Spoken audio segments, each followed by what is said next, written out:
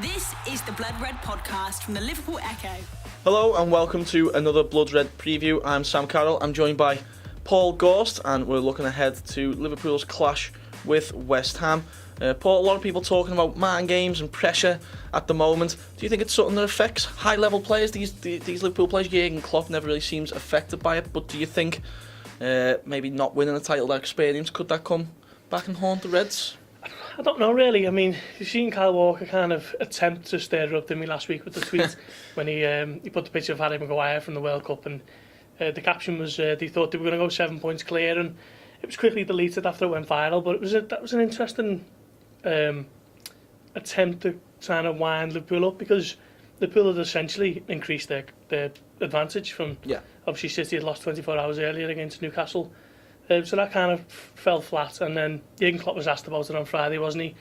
And he was matter of fact about it, and he said, "I'd never celebrate a rival losing points. I don't really understand it. I can get it if fans are doing it, but not people who were involved." And it was quite a sensible approach. And you've seen Raheem Sterling actually yesterday after City had beaten Arsenal 3-1, and he's kind of just, it was a little subtle. Now we wait, ... as in we wait to see what happens in Liverpool and trying to close that gap, because if Liverpool lose at West Ham tonight, then Everton, if City beat Everton on Wednesday, then City have regained the lead that they haven't had for the last 2 months.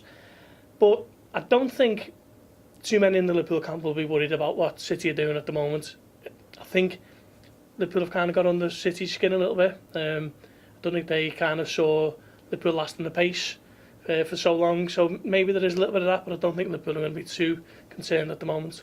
And looking ahead to tonight's game then, obviously the Leicester game very frustrating.